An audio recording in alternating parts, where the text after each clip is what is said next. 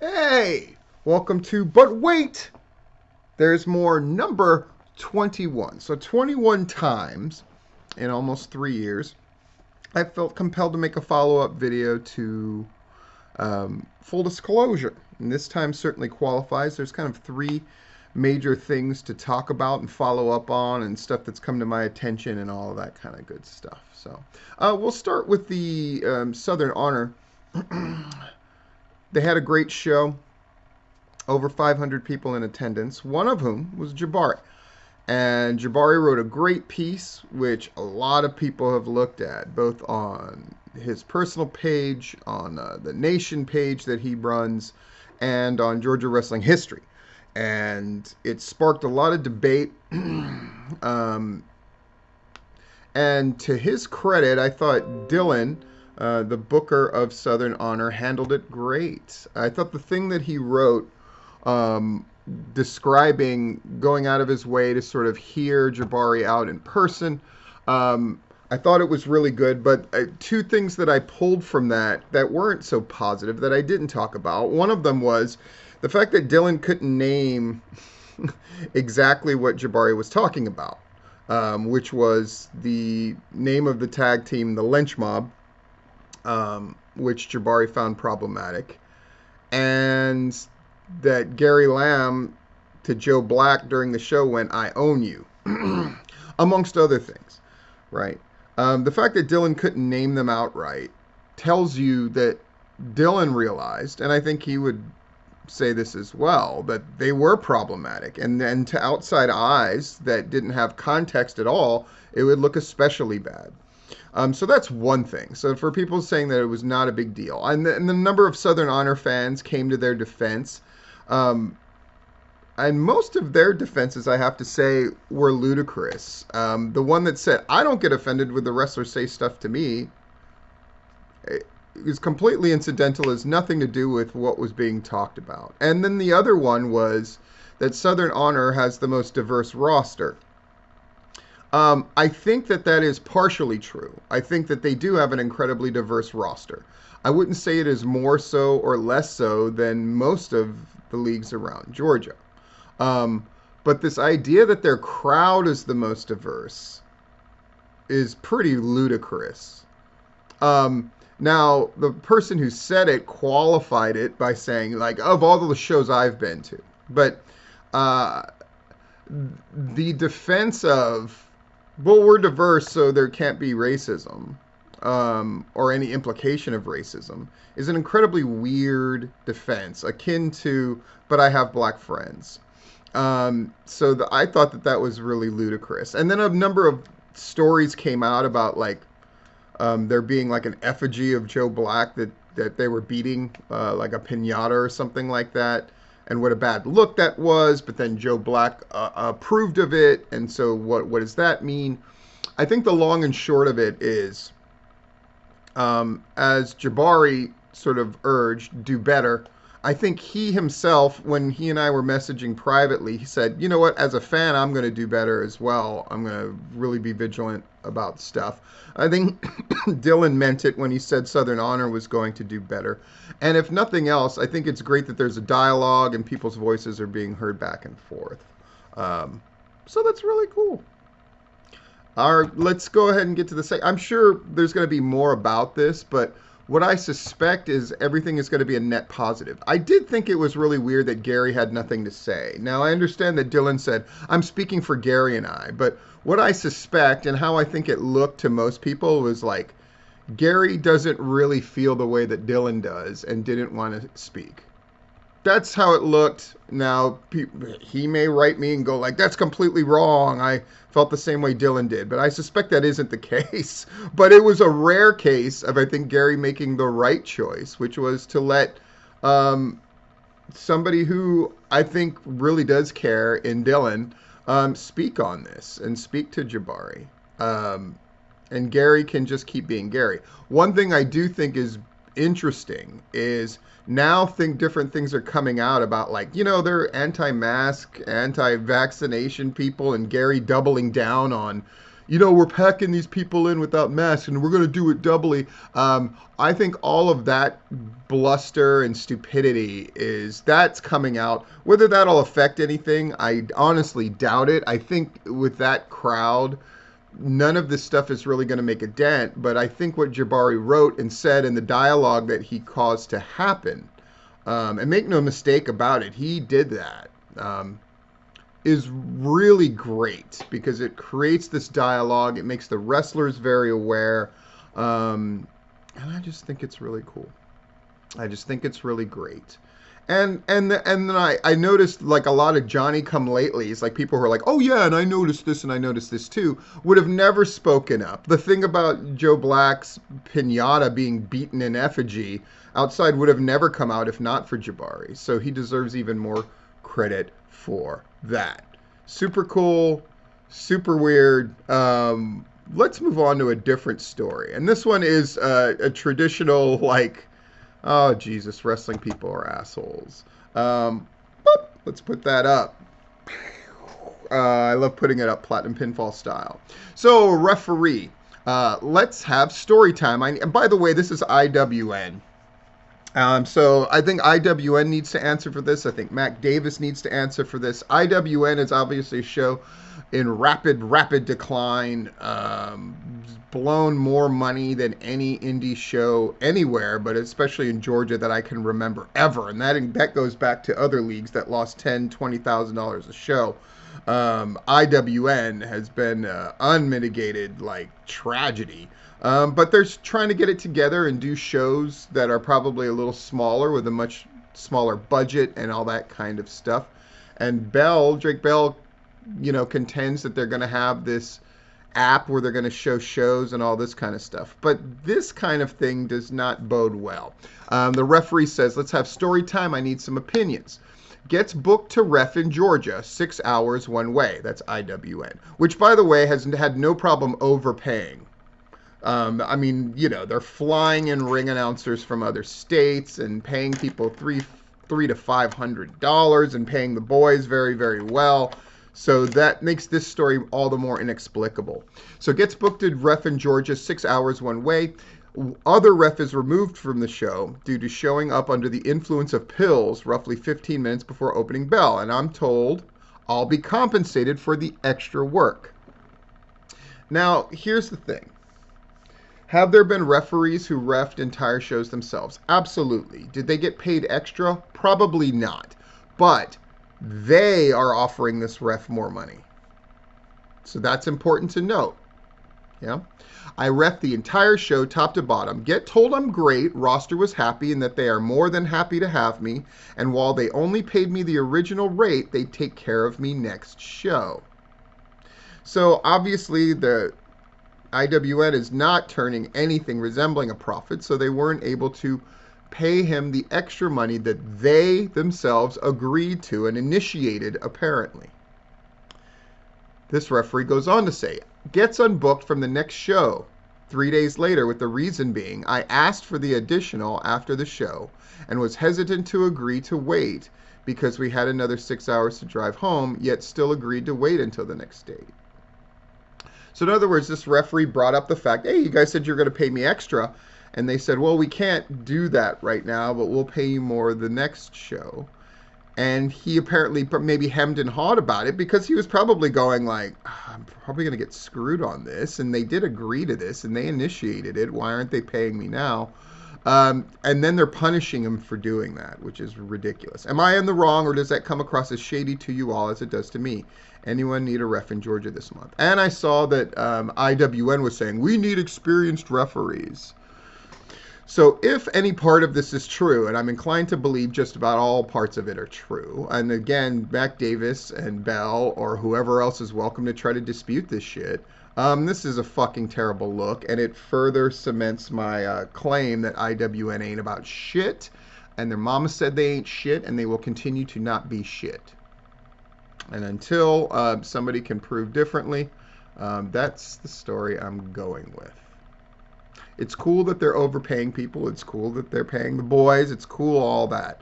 But when they bring up something to somebody, they are obligated to fulfill it. And I'm calling them out. I saw other people were posting this thing and not saying who it was. It's IWN, and it's a bunch of horseshit. Now I'm going to talk about my trip. Let's cover my laundry, all that clean laundry, which I'm excited about. We're going to talk about my trip to NXT. So you have to put in for this, man. No, it doesn't cost anything. So I went to Full Sail, where we used to go see NXT shows back in the day when the shit was great. You parked, and the first thing I noticed, and pictures are just going to come up during parts of this story, okay? So the first thing I noticed was, holy crap, when they said shuttle, I had this vision in my head. Now, I knew this venue held like 300-400 tops. And for those that are asking, no, it was not packed. But it was I would say 70% to 80% full. And then the people who were arranging for people to sit down did a good job of making sure that it looked very full. So it's great. I was expecting when I heard shuttle, a bunch of, I don't know why, like 14 to 18 passenger seat vans or stuff. No, there were 4 chartered buses. Now, there were 3 buses right away that grabbed people and took them. I had to wait for the 4th bus. But I waited for the 4th bus. Still got there in plenty of time, right? And then right when you get out of the bus at the Performance Center, it's about like a 10-minute ride to get there from Full Sail. Nobody can park there. Unless you had a handicap placard on your car. So at least that was cool. But you weren't allowed to ride share there, which people had been in the past. I guess they just didn't want the chaos, which is totally understandable. And they were providing a free shuttle. I noticed right away, these are like wrestling fans. About half of them, I'd say, come to NXT every single week. And they were the kind of wrestling fans that I tend to cringe. I hadn't been around that kind of wrestling fan in a long time. Lots of people walking around with title belts. Lots of people being sort of cringy and neckbeardy. But I will say friendly and very enthusiastic. So it's exactly the kind of fans that NXT would want, I would gather. Very few kids, but it makes sense. It's a Tuesday night. It's a school night, right? Not a lot of women. Mostly just dudes, either solo like myself or hanging with a group of other dudes. But once you got there, you'd see this merchandise thing. So they were selling shirts, but 0 concessions. They had some bottled water, I was told, that you could get upon request. But other than that, you went up into the place and then just staircase with all the scaffolding in the back of the audience. It's a blurry picture, but I was taking stuff clandestine, secret like. You'd go up there, and then there would be somebody there who would assess who you were quickly and seat you accordingly. So I would imagine the regulars, the diehards who were there, I will say this, the number one thing that I noticed that I thought I was very impressed with was the staff themselves. They took care of those regulars. They made sure people got shirts. When they're throwing out free T-shirts, they made sure they were taken care of. They had a bunch of contests for whoever was the loudest and proudest, got this, that, and the other. So the crowd was very enthusiastic. They pushed all the nutcases right on hard camera. They sat me close to the front, I think because I looked a little different. I had my green jacket. I was obviously a first-timer, so they put me close. I was like the 2nd or 3rd row, right on the side, right off of hard camera. A lot of people said they could see me constantly throughout the NXT show. Super cool. As soon as I sat down there, there's a picture of me in my seat. You could see, like, really cool, really enthusiastic. Those people who were sitting right in front of me were darlings. They were these ladies who obviously come there all the time. Definitely hooked up. The wrestlers made it a point to sort of point them out, give them hugs. The staff as well. Again, I cannot say enough about the staff. I thought Alicia, who was the MC, did a phenomenal job. I would expect that she's not going to be at NXT all that long. That they're going to find a way to get her in front of crowds for Raw and SmackDown. But again, I will say it one more time, the staff was amazing. We opened with 205 Live. And they had 3 matches, including Lash Legend, who had a legendarily bad match, and they definitely made sure she had a better one this time around. Crowd was enthusiastic for that 205 Live stuff. I think 205 Live appearing, being taped before NXT is the right way to go. I think it's very smart. Instead of doing it before Raw or SmackDown. The crowd, for the most part, knew who everybody was and was really enthusiastic for all of it. I will say that NXT is one of my least favorite shows to watch, but live it was a great experience. Plus, I think the show was a little better. It was a go-home show, but the matches were generally much, much better in quality because they had the semifinals for the tag team thing, so all 4 of those teams were really great.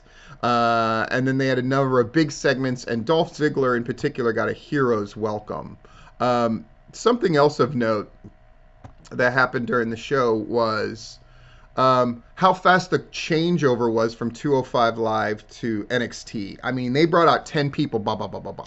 Anytime something happened, like when Pete Dunne scattered weapons everywhere to set up his cage match with weapons that was going to take place at next week's Vengeance show. They're calling it Vengeance Day, and they're treating it like a bigger show, which they need to, because this show was on Sci-Fi apparently and got the lowest ratings in the history of NXT since they've been doing this show.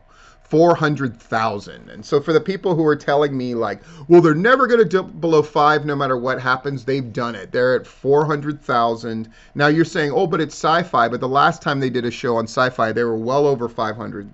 And the demo number was off the charts bad, and they're completely not placed on any kind of ranking on cable.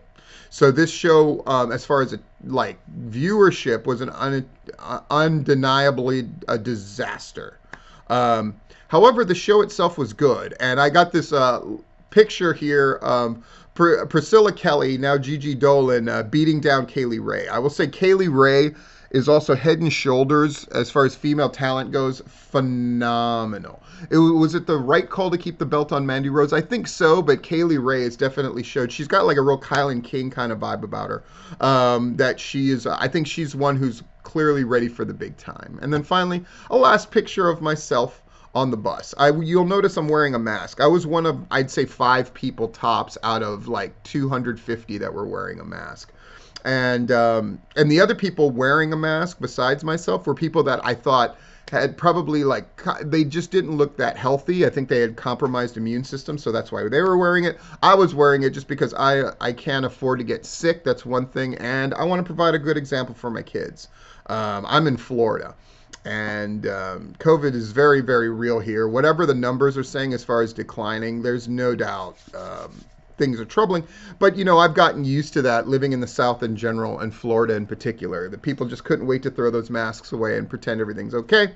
And so it goes. No flies on NXT. Hey, the law says it's cool for everybody to be unmasked. It's cool for everybody to be unmasked. I will say that all of the staff was definitely masked. So that was cool. In any case, the experience at NXT was really great. I was invited to come to Vengeance Day. I'm not sure if I'm going to, but nonetheless, a really cool experience. A couple of interesting things that you would never know is they did the same pattern with the referees every time. So the first person would have their entrance.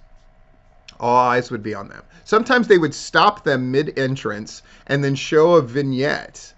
And then that person would just come to the ring if they did that. Otherwise, they would come to the ring. And then when the second group was introduced for the match and all attention would go to them, at that point, the referees would run and slide under the bottom rope and then stand next to the person who came to the ring first. They did this in every single match, so it's clearly a thing.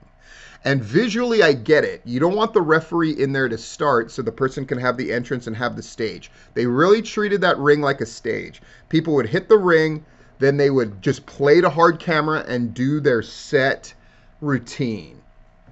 And then they would slide the referee in there when the cameras weren't on them and no one was looking every time.